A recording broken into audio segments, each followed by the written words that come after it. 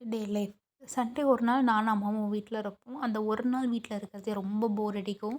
சரின்னு சொல்லிட்டு நானும் அம்மாவும் வெளிய எங்கேயாவது போலான்னு சொல்லிட்டு அனுப்புற பழைய பாத்திர கடைக்கு போய் ஏதாவது பாத்திரம் வாங்கிட்டு வரலான்ட்டு நானும் அம்மாவும் போனோம்.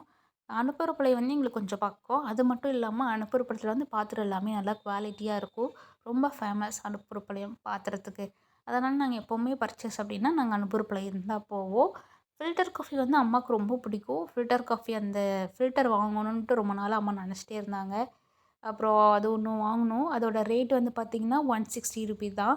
அது ஒண்ணு வாங்கிட்டு, அதுக்கப்புறம் நம்ம சைடு ஸ்டாண்ட் வாங்கலாம் கார்னர்ல அப்படின்னு சொல்லிட்டு, அது வந்து நானும் அம்மாவும் பார்த்துட்ருந்தோம். நல்லா இருந்துச்சு எல்லாமே. அப்புறம் வந்துட்டு நம்ம விளக்கெழுவுன பாத்திரம் போட்டு வைக்கிறது, அப்புறம் காய்கறி போட்டு வைக்கிறதெல்லாம் கூட இருந்துச்சு.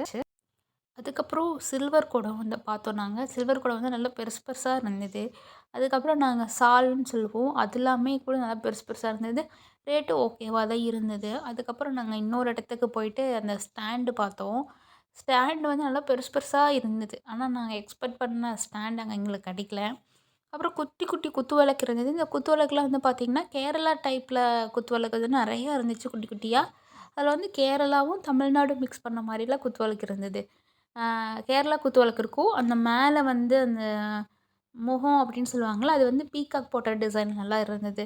அதெல்லாம் வந்து கொஞ்சம் யுனிக்கா இருந்தது. பார்க்கறதுக்கும் நல்லா இருந்துச்சு. அதோட ரேட்ல ஒண்ணு வந்து 300 அந்த மாதிரி போட்டிருந்தாங்க. அப்புறம் பெரிய பெரிய கேரளா குத்துவிளக்குலாம் ஒரு குத்துவிளக்கு 1200 அந்த மாரி போட்டிருந்தாங்க.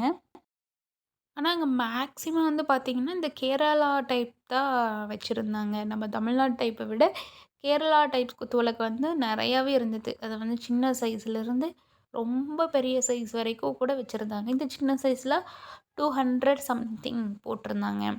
அதுக்கப்புறம் வந்து பார்த்தீங்கன்னா, நாங்க காமாட்சி விளக்கு பார்த்தோம். காமாட்சி விளக்கு வந்து ஒரு விளக்கு 300 சம்திங் போட்டிருந்தாங்க.